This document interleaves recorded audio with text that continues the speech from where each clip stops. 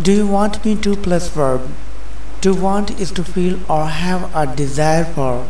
When saying do you want me to, you are asking someone if there is anything you can do for them or assist them with. Here are some examples. Do you want me to pick up the kids? Do you want me to fix your flat tire?